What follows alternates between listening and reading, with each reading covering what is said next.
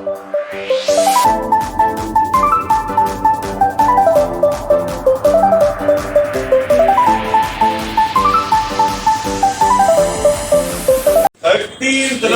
Question, Anup Sumit equal partner वाला, और जैसा आप और हम सभी जानते हैं रियलाइजेशन अकाउंट।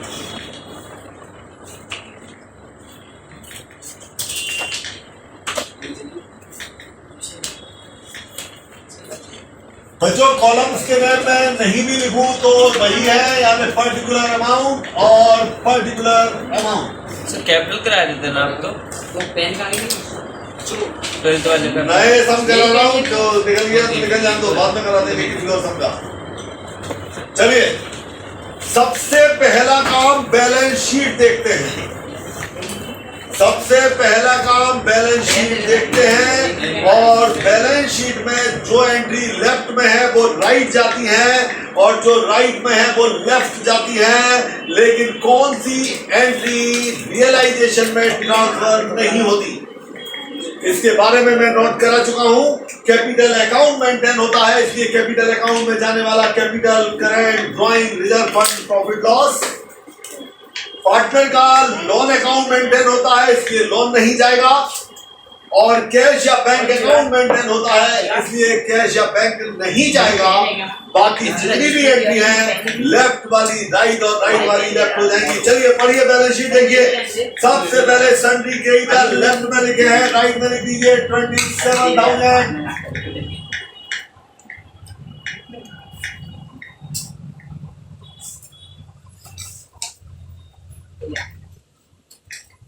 जनरल रिजर्व नहीं आएगा बच्चों, क्योंकि जनरल रिजर्व पार्टनर्स के कैपिटल का फाइल है, कैपिटल अकाउंट में ट्रांसफर होता है, इसलिए नहीं आएगा।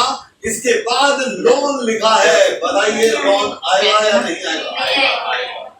बच्चों आएगा। मैंने कहा पार्टनर का लोन अकाउंट बनता है, ये केवल लोन है, इसमें पार्टनर का नाम नहीं लिखा है, इसलिए ये कोई पार्टनर का लोन थोड़ी है, ये तो केवल लोन है, ये तो आएगा। पार्टनर का लोन नहीं आएगा ऐसा बोला क्योंकि उसका सेपरेट अकाउंट बनेगा, लोन का नहीं बोला मैंने।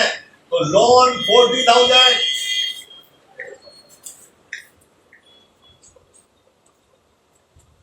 और कैपिटल भी नहीं आती क्योंकि कैपिटल अकाउंट सेपरेटली बनाया जाता है, उसमें जाती है। लेफ्ट कंप्लीट कर दिया, राइट पढ़ोगे, लेफ्ट लिखोगे। सबसे पहले कैशियर बैंक नहीं आएगा क्योंकि बैंक अकाउंट बनता है। इसके बाद डेटर्स है 12,000 के राइट में लिख देंगे, लेफ्ट में डेटर्स 12,000। वो एक ही बात है, सन्ड्री डेटर्स में सन्ड्री लिख देना, कोई दिक्कत नहीं है, डेटर्स भी लिख दिया, कोई प्रॉब्लम नहीं है। प्लांट 47,000 राइट में है, लेफ्ट में ही आना है। 47 प्लांट के बाद स्टॉक 42,000।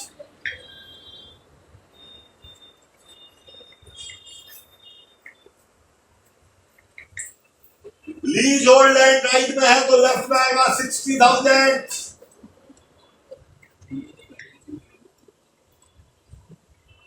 लीज होल्ड क्या होता है? एक होता है लीज होल्ड, एक होता है फ्री होल्ड। लीज पर कहते हैं ना, जैसे कोई गवर्नमेंट कोई जगह आपको माइंस लीज पर ले दी, मतलब एक प्रकार से किराए पर कहलाती है, उस पर ऑनरशिप आपकी नहीं होती है। ऑनरशिप रिन्यू जरूर आपके नाम दोबारा हो जाती है तो, लेकिन गवर्नमेंट जब चाहे आपसे वापस ले सकती है, तो वो लीज पर दी गई है। फ्री होल्ड मतलब वो आपकी है, गवर्नमेंट उन्हीं केसों में ले सकती है कि आपकी मकान से रेलवे लाइन डलती है, तो फिर तो गवर्नमेंट उसको मतलब कैसे भी आपको जो भी कंपनसेशन होगा वो दे करके नहीं देगी। तो स्टॉक के बाद लीज होल्ड लैंड हो गया। इसके बाद फर्नीचर भी राइट में से लेफ्ट में आएगा, और फर्नीचर की वैल्यू 25,000। तो सबसे पहला काम बैलेंस शीट देखना। बैलेंस शीट देख के जितनी भी एंट्री लेफ्ट है राइट कर दी, राइट है लेफ्ट कर दी, और जो नहीं आई वो क्यों नहीं आई उसके साथ में बोल दिया गया, क्योंकि उनका संबंध कैश का कैश अकाउंट से था, कैपिटल अकाउंट से था जिनका संबंध वो यहाँ पे नहीं लिखा गया, बाकी जितनी भी एंट्री है उन सभी को यहाँ पर ट्रांसफर कर दिया गया। अब बैलेंस शीट को लिखने के बाद, रिकॉर्ड करने के बाद आपको एडजस्टमेंट्स को देखना होता है। एडजस्टमेंट पढ़ के जो एसेट्स इधर हैं उनको जब रियलाइज करते हैं तो इधर लिखते हैं, लायबिलिटी इधर है, उनको जब पेमेंट करते हैं तो इधर लिखते हैं। लायबिलिटी का मतलब किसी को हमें देना है, हमारी रिस्पॉन्सिबिलिटी है, तो ये हमारी लायबिलिटीज है, इसके पेमेंट इधर होंगे। जैसा कहा, यहां पर क्या वैल्यू है और रियलाइज क्या हो रहा है उन बातों पे ध्यान नहीं देना है, वो तो जितना लिखा है उतना लिख देना है, चाहे वो बात एसेट्स के साथ हो चाहे वो बात लायबिलिटी के साथ। दूसरी बात, चाहे कोई एसेट्स हो या ना हो, अकाउंट्स में बहुत सी चीज अनरिकॉर्डेड होती हैं, यदि आपने उनको सेल किया है तो एसेट्स इधर से जब रियलाइज हो रही है तो उनको भी इधर लिखना है। कोई लायबिलिटी बुक में रिकॉर्ड हो या ना हो, अनरिकॉर्डेड लायबिलिटी हो, आपको पेड करनी पड़ रही है तो भी आपको लेफ्ट में लिखनी पड़ेगी, तो पेमेंट इधर आएंगे और अमाउंट रिसीव्ड इधर आएगा। ऐसा याद कर लो, तो एसेट से मिलता है इसलिए इधर आएगा, लायबिलिटी का पेमेंट होता है इसलिए इधर आएगा। ऐसे भी अपन उसको समझ सकते हैं। चलिए पढ़िए नीचे चलिए। Assets realised as follow. Assets बच्चों इधर है, रियलाइज करेंगे तो इधर आएगी, और किस हेडिंग में आएगी आपको मालूम है बच्चों, बैलेंस शीट में जो लिखा हो वो लिख देना। बैंक लिखा है तो बैंक लिख देना, कैश लिखा हो तो कैश लिख देना, तो बाय बैंक अकाउंट। और लाइन से लिखो, ये नहीं कि कोई किधर लिख दिया, कोई किधर लिख दिया, कोई इधर भग रहा है, कोई इधर भग रहा है, पता ही नहीं पड़ रहा कौन किधर भग रहा है। टोटल वोटल कैसे लगाओगे जब इधर उधर आड़े तिरछे लिख दोगे, तो इसके सीक्वेंस में होना चाहिए।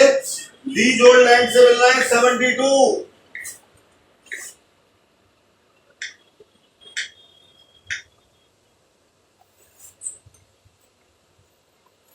तो लीज ओल्ड लैंड से 72 मिले।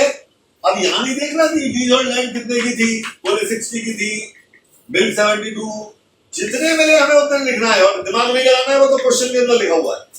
इसके बाद फर्नीचर से मिल रहा है 22,500,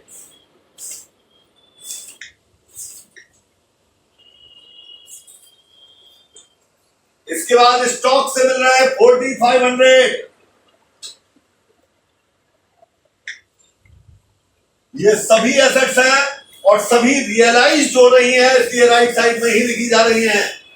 इसके बाद प्लांट से मिल रहा है 48,000,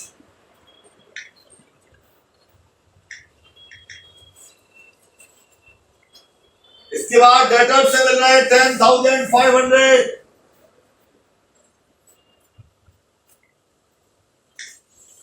ये सभी एसेट्स थी बच्चों, इनसे रियलाइज हो रहे थे इसलिए इधर लिख दिया गया। अब आगे लिखा है the creditor were paid 25,500 in full settlement.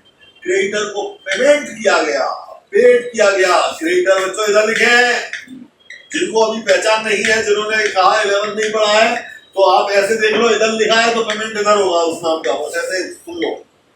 तो क्रेडिटर, और वैसे भी मैंने बोला है पेमेंट इधर होंगे, तो आप इससे भी समझ सकते हैं। उन्होंने लिखा है क्रेडिटर को पेड किया है, तो क्रेडिटर्स जिनको पेड किया है 25,500 इन फुल सेटलमेंट का मतलब है बच्चों इतने में उनको क्लियर कर दिया। 27 देना थे, लेकिन हमने 25,500 दे करके उनका हिसाब सेटल कर दिया, क्लियर कर दिया। सर ये लोन कैसा है? आपको तो बात है बैंक कैश लोन सब आएगा, पूरी बात करो, आधा बात तो सुन ली, आधी छोड़ दी। हमने कहा था पार्टनर्स का लोन नहीं आएगा, इसमें पार्टनर का नाम नहीं लिखा है, इसमें केवल लोन लिखा है, तो ये पार्टनर का लोन नहीं माना जाएगा। अब इसमें जैसे अनूप और सुमित पार्टनर है, अगर अनूप लोन लिखा होता, अगर सुमित लोन लिखा होता तो नहीं आता, फिर लोन अकाउंट बनता। अगर अकेला लोन है, बैंक लोन है, या इन पार्टनर के अलावा कोई कहते हैं प्रभात लोन है, तो अदर लोन जितने भी है वो सब इसी में आएंगे, केवल पार्टनर्स के लोन नहीं। बात बताओ मैंने क्या बताया?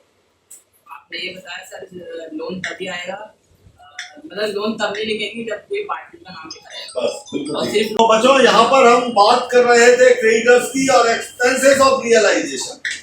आप सभी को मालूम है कि एक्सपेंसेस का पेमेंट होता है, और पेमेंट जब होता है तो आप जानते हैं यहाँ पर लिखेंगे एक्सपेंसेस, और वैल्यू है उन एक्सपेंसेस की 2500। लिखी बातें कंप्लीट हो गई, लिखी बातें कंप्लीट हो गई, लेकिन लिखी बातों के बाद में आपको जिन बातों को ध्यान रखना है वो ये कि लायबिलिटीज के पेमेंट विदाउट इंफॉर्मेशन अगर वो नहीं कह रहा है तो भी करना पड़ेंगे। तो बच्चों लायबिलिटी हमेशा चेक करके चलना पड़ेगी। देखिए इधर क्रेडिटर लिखे पेमेंट हो गया, कितना हुआ उससे मतलब नहीं है, पेमेंट हो गया। उन्होंने कहा इतने में सेटल हो गए, कम में हो गए तो कम में हो गया। लोन का पेमेंट अभी तक नहीं हुआ, बिना कहे लायबिलिटी है पेमेंट करना पड़ेगा। तो बच्चों लोन अपने आप लिखना पड़ेगा, और जब कम ज्यादा नहीं बोल रहा है तो उतना ही लिखना पड़ेगा। 40,000 रुपीज का ये वैल्यू है, 40,000 लोन में लिख दिया गया। और इतना करने के बाद अब बच्चों कुछ बचा नहीं। अब आपको मालूम है कि एसेट्स को चेक नहीं करेंगे, लायबिलिटी को चेक करेंगे। हालांकि बच्चों रूल्स में कुछ चेंज आ गया है, लेकिन वो एमपी बोर्ड की बुक में अलाउड नहीं है अभी। तो मैं क्या करूं, मैं तो तभी तो वो अभियान वैसे कर दूंगा तो बुक के सब के आंसर रॉन्ग हो जाएंगे। सीबीएसई की बुक में ये आ गया है।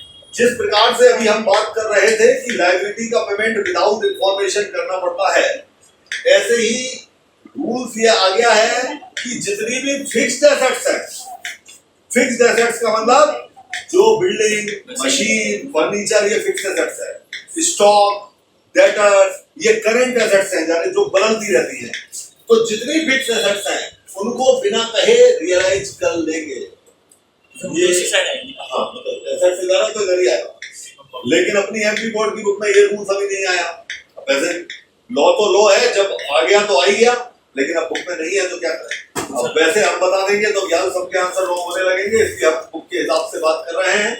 तो मतलब लेकिन अगर कहीं आपकी नॉलेज के लिए बता रहा हूँ, फिक्स एसेट्स को विदाउट इंफॉर्मेशन, जिस प्रकार से लायबिलिटी को विदाउट इंफॉर्मेशन पेड करना पड़ता है, अब अकॉर्डिंग टू न्यू लॉ हमको फिक्स एसेट्स को विदाउट इंफॉर्मेशन रियलाइज करना पड़ता है। तो सर एग्जाम हो सकता है सर अगर कुछ नहीं लिखा तब जाना, तो फिर जैसे लॉ से लायबिलिटी से अमाउंट है, ऐसे ही एसेट्स। तो बच्चों ये हमारे पास कंडीशन है और कुछ लिखा नहीं है, तो लिखा नहीं है तो अब इनका टोटल लगा दिया जाएगा। क्या इसका टोटल चाहिए, इसका टोटल चाहिए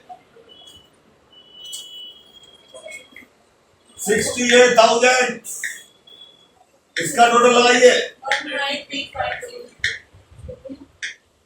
193,500।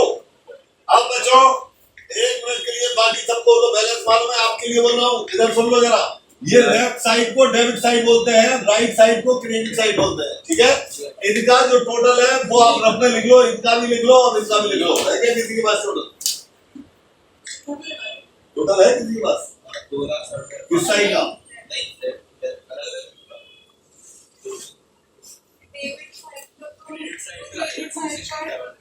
2,65,00। प्रॉफिट आ रहा है, लॉस आ रहा है? प्रॉफिट आ रहा है, तो 2,50,000 पैंसठ सौ का आ रहा है ना, 53,000। हाँ तो बच्चों ये क्रेडिट का टोटल इधर देख लो जरा, एक मिनट के लिए आप देख लो, बाकी तो सबको बैलेंस निकालना आता है। ये क्रेडिट यानी राइट साइड का टोटल आया तो 260 आया, और लेफ्ट का टोटल आया तो 253 आया। जो टोटल ज्यादा होता है दोनों तरफ वो लिखते हैं, तो हमारे पास जो टोटल ज्यादा है वो दोनों तरफ अगर लिखा जाएगा तो इसमें से 260 ज्यादा है तो 260,500 इधर लिख दो और 260,500 इधर लिख दो। अब इधर का तो 260 है ही नहीं, इधर का तो 253 है, तो इन दोनों का आपस में डिफरेंस निकाल लो बच्चों। 54 होगा, 6,500 तो अब इन दोनों का डिफरेंस, उस डिफरेंस को यदि इस साइड आ रहा है तो प्रॉफिट कहते हैं और उस साइड आ रहा है तो लॉस कहते हैं। तो बच्चों इसमें इधर का टोटल कम है इसलिए डिफरेंस इधर आएगा, तो लिख देंगे profit transfer to capital account. और जितने भी पार्टनर्स हैं उन पार्टनर्स में ये प्रॉफिट लॉस डिस्ट्रीब्यूट कर दिया जाएगा। अनूप और सुमित इक्वल पार्टनर हैं, तो ए और अनूप और सुमित, तो ए और एस बच्चों डिफरेंस 6500 है। नाम पूरा लिखना तब जरूरी है जब अल्फाबेट एक ही हो, अल्फाबेट डिफरेंट है तो आप शॉर्ट में अनूप को ए और सुमित को एस लिख सकते हैं। रेशियो बच्चों इक्वल बोल रहा है, इधर देखिए 6500 दो लोगों में इक्वल बांटोगे तो डिवाइड बाय 2 कर दो, क्योंकि इक्वल है तो 3250 और 3250। इसी के साथ ये पहला अकाउंट जिसका नाम था रियलाइजेशन अकाउंट कंप्लीट हो गया। इसमें किसी को कोई प्रॉब्लम हो तो बोलिए। अब बच्चों इसमें पार्टनर का लोन तो था नहीं तो लोन अकाउंट तो बनेगा नहीं, लेकिन इसमें पार्टनर्स का कैपिटल अकाउंट जरूर बनेगा। तो पार्टनर्स कैपिटल अकाउंट, पार्टनर्स के कैपिटल अकाउंट बनाते समय जिन बातों को आपको याद रखना है वो आप सभी को पता ही है। जितने पार्टनर्स होंगे अमाउंट के उतने कॉलम्स होंगे। बच्चों इसमें 2 पार्टनर है इसलिए अमाउंट के केवल आपको 2 कॉलम्स बनाने हैं। पार्टनर्स के नेम ए और एस है और ये कॉलम तो पर्टिकुलर के होते ही हैं। अकाउंट मैंने कहा था सबसे पहले जो 5 पॉइंट दिखाए थे वो लर्न करना पड़ेंगे, जिनको थोड़ी सी प्रॉब्लम है। कैपिटल अकाउंट में क्या क्या आता है वो 5 बातें लिखाई थी, capital, current, drawing, reserve fund और प्रॉफिट लॉस। चलिए बैलेंस शीट के लेफ्ट में है तो राइट में लिख देना, राइट में है तो लेफ्ट में लिख देना। सबसे पहले कैपिटल अकाउंट में कैपिटल आता है बाय बैलेंस ब्रॉट डाउन के नाम से आता है, तो बैलेंस ब्रॉट डाउन वैल्यू है बच्चों 60 और 60,000।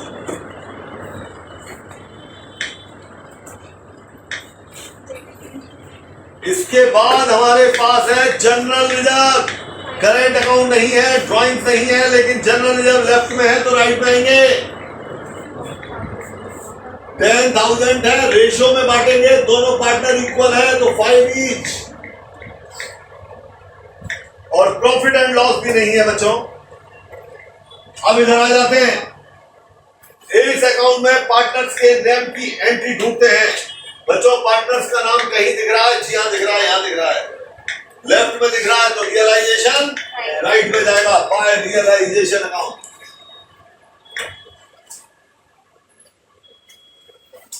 वैल्यू है 3250 3250। बच्चों राइट में पार्टनर का नाम नहीं है और राइट में अगर पार्टनर का नाम नहीं है तो इस बात का मतलब है कि कैपिटल अकाउंट कंप्लीट हो गया। आपको बताया था फर्म डिसॉल्व हो गई है, तो आपके पैसे लगे हैं तो हमसे ले जाओ और ज्यादा ले गए हो तो हमको दे जाओ। यानी बैंक या कैश जो भी बच्चों आपने हेडिंग डाला है उस नाम से क्लोज कर देंगे, चाहे बैलेंस उधर आए चाहे बैलेंस इधर आए। तो बच्चों राइट साइड में वैल्यू है, इधर तो है ही नहीं, तो बैंक अकाउंट के नाम से इनका बैलेंस कर दिया जाएगा, यानी पैसे ही निकाल दिया जाएगा। 68,250 बच्चों, और इसमें भी 68,250। ये आपका कैपिटल अकाउंट कंप्लीट हो गया। और लास्ट अकाउंट जिसका नाम है बैंक अकाउंट।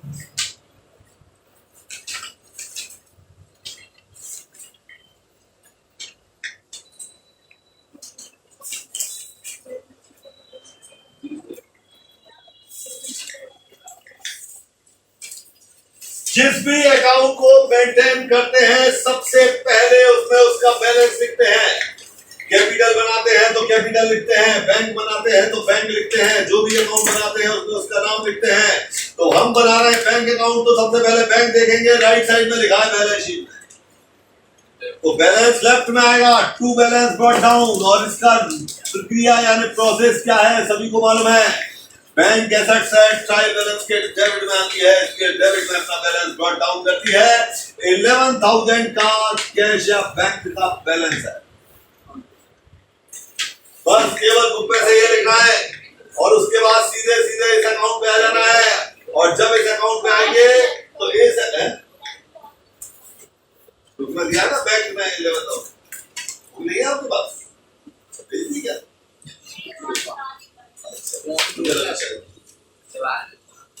तो अब बच्चों जहां जहां बैंक लिखा है वो सभी एंट्रियों को ट्रांसफर करना है। ये लिखा है बच्चों बैंक डेबिट में, तो इसलिए रियलाइजेशन जाएगा क्रेडिट में 68,000 बाय रियलाइजेशन अकाउंट।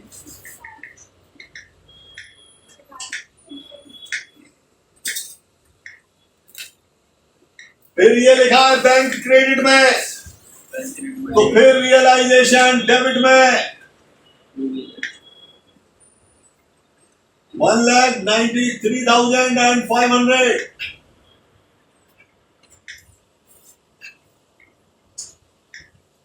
ये बैंक देख लिया। अब ये बैंक देखा है डेबिट में, तो कैपिटल जाएगा क्रेडिट में जिसके नाम में लिखा है बाय एज कैपिटल 68,250 और बाय एस कैपिटल 68,250। और आप जानते हैं बैंक का बैलेंस यानी टोटल अपने आप इक्वल होता है, बराबर होता है। आपके कैलकुलेशंस अगर करेक्ट है तो, आपके प्लस माइनस करेक्ट है तो, और इसी के साथ बच्चों ये आपका अकाउंट कंप्लीट हो गया। 15 कराऊंगा जिसमें बैलेंस शीट दी हुई है जिसका टोटल 1,028 है। हाँ भाई, अभी तो उतनी ही बात करेंगे जितनी हम और आप जानते हैं। यानी बैलेंस शीट देख रहे हैं, लेफ्ट की एंट्री राइट जाती है और राइट की एंट्री लेफ्ट जाती है। सबसे पहले क्रेडिटर दिखा है 528 का, तो बाय क्रेडिटर्स 528।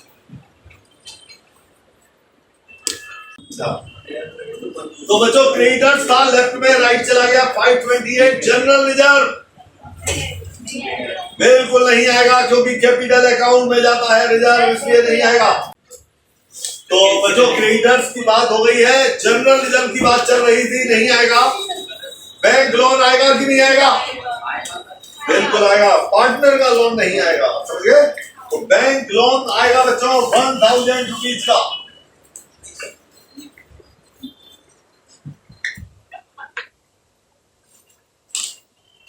और कैपिटल नहीं आती, तो कैपिटल नहीं आएगी बच्चों। कैपिटल का काम खत्म, क्योंकि कैपिटल अकाउंट में जाती है। आपको बताया है, लिखवाया है, पता है। राइट पढ़ेंगे, लेफ्ट में लिखेंगे। सबसे पहले कैश नहीं आएगा क्योंकि कैश अकाउंट बनता है, इसलिए नहीं आएगा। अदर एसेट्स साइड में है तो लेफ्ट में आएगा टू अदर एसेट्स। और अदर एसेट्स की वैल्यू है 7,585।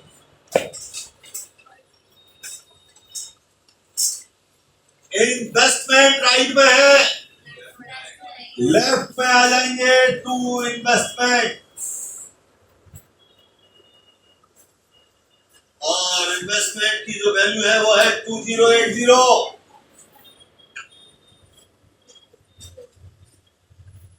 ये तो बैलेंस शीट की बात हो गई। और फिर जैसा कि आप सभी जानते हैं, जानते हैं कि जो अब हमारे पास लिखा हुआ है यानी कि एडजस्टमेंट है,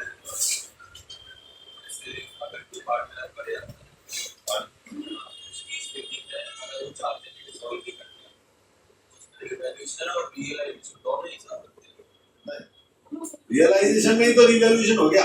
एसेट्स कितने की थी, रियलाइज कितने की हो रही है, तो वो रिवैल्यूएशन से ही तो हो गई। तो जो आज की वैल्यू है रियलाइज तो वही होती है ना, बात है। हाँ जी, अब बच्चों एडजस्टमेंट पढ़ रहे हैं। फिर दोबारा वही बात है, एसेट्स इधर से इधर, लायबिलिटी इधर से इधर आती है। लिखा है they decided to dissolve the firm on 31st March. We took over investment and market value 2200। हाँ भाई, अब सुन लीजिए, ये बात लास्ट क्लास में थोड़ी सी हुई थी, फिर आ गई है। अभी तक जो क्वेश्चंस आपने किए उनमें एसेट्स और लायबिलिटी हम रियलाइज और पेड कर रहे थे कैश। अब यह है कि फर्म बंद हो रही है। मैंने पहले शायद समझाया था कि फर्म के पास कुछ एसेट्स हैं, वो एसेट्स में से कोई पार्टनर कह रहा है ये वाली एसेट्स में ले जाता हूं। तो मैंने जैसा कहा था कि अगर कोई पार्टनर कोई एसेट्स या लायबिलिटी ले जाएगा तो वो पैसे कैश में नहीं देगा। अगर लिखा है तो बात अलग हो गई कि वो कैश में पेमेंट कर रहा है। वो कहेगा भाई मेरा हिसाब करोगे ना, फर्म मेरा हिसाब करेगी ना, फर्म बंद हो रही है तो मेरे पैसे लगे हुए हैं तो मेरे हिसाब में एडजस्ट कर देना। यानी कि साइड वही रहेगी, एसेट इधर से इधर ही आएगी, लायबिलिटी इधर से इधर ही जाएगी, लेकिन अगर कोई पार्टनर उसको ले जाएगा तो कैश या बैंक में ना आते हुए पार्टनर के कैपिटल अकाउंट में जाएगी। क्लियर है? बात समझ आ गई? साइड एसेट्स को रियलाइज इधर से इधर करना है, इधर ही आएगी, लायबिलिटी इधर से इधर लिखते हैं इधर ही आएगा, लेकिन कैश बैंक ना लिखते हुए कोई पार्टनर ले जाएगा उसके कैपिटल अकाउंट के नाम से लिखा जाएगा। चलिए अब लिखा था बी ने इन्वेस्टमेंट टेक ओवर कर दिए, यानी इन्वेस्टमेंट ले ली। हाँ भाई, बीस कैपिटल अकाउंट इन्वेस्टमेंट इधर है, इधर से इधर आना है, लेकिन अब बीच कैपिटल अकाउंट के नाम से आना है क्योंकि बी ले गया है। सर कैपिटल अकाउंट है, बी का सर इस साइड क्यों आएगा? जी इस साइड क्यों आएगा कैपिटल अकाउंट?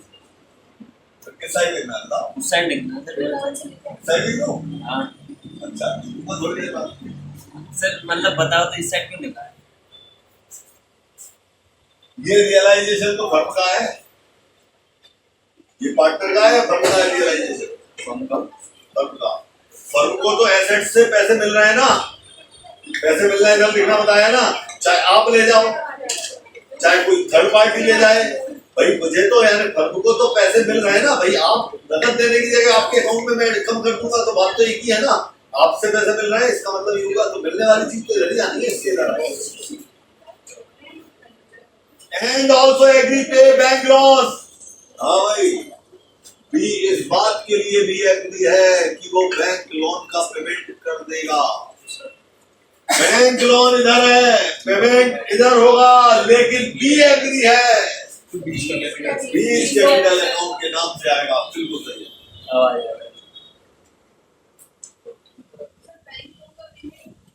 जी हाँ, वो करने के लिए तैयार है तो करने दो, अपन कोई टेंशन नहीं।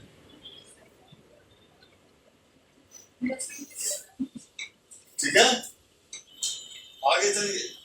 Remaining assets excluding cash realise 6900। Remaining assets बच्चों, एसेट्स इधर है, रियलाइज इधर होगी और इस फर्म में कैश है बच्चों, ये रियलाइज हो रही है तो कैश अकाउंट के हेडिंग में होगी।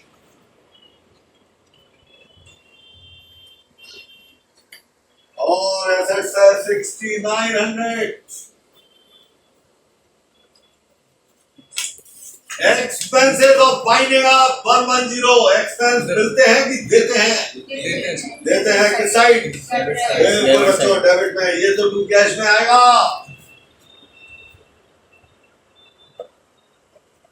बाइंडिंग ऑफ एक्सपेंसेस और बाइंडिंग ऑफ एक्सपेंसेस की वैल्यू है 110। इसके बाद लिखा है creditor were paid 503 in full settlement of their account. Creditor का भी पेमेंट 503 में सेटल हो रहा है, सेटल हो रहा है यानी दे रहे हैं तो कोई भी पेमेंट इधर आएगा तो क्रेडिटर 503।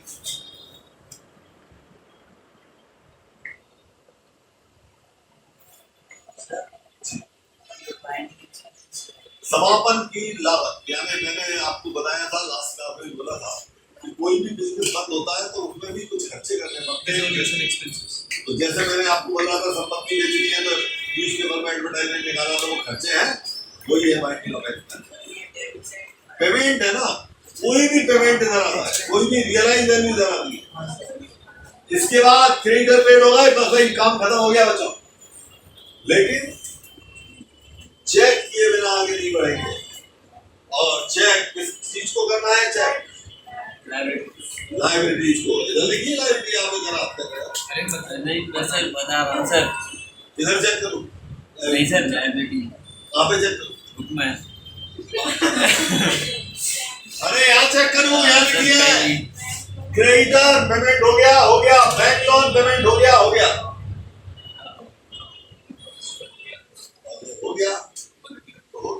सर बैंक लोन ये हो गया बैंक लोन। सर हो गया।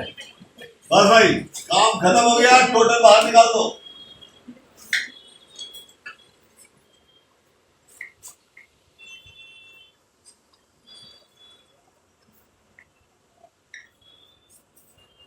सर जैसे टोटल सर क्या जैसे इन्वेस्टमेंट की सर एक ही वैल्यू लिखी है 2200, तो सर डायरेक्ट 2200 उधर भी लिख सकते हैं ना? अब वो सब में या तो फिर पूरा सब पढ़ो पहले, इस नाम में कोई दूसरी एंट्री तो नहीं आ रही। नहीं होगी तो अब इतना टाइम नहीं है अपने को, तो अपन अंदर लिखते जाओ, होगी तो लिख देंगे, नहीं तो बाहर लिख देंगे।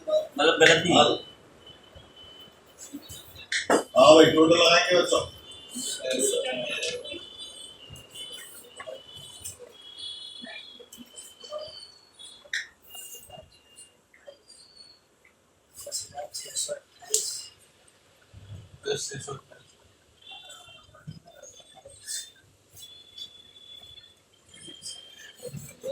अब इधर देख लो एक बार, इधर का टोटल हो गया आपकी बात 11,278 और इधर का रह गया 10,000। तो अब इधर ज्यादा इधर कम है, तो डिफरेंस अब इधर आएगा, इधर आने पे लॉस कराएगा।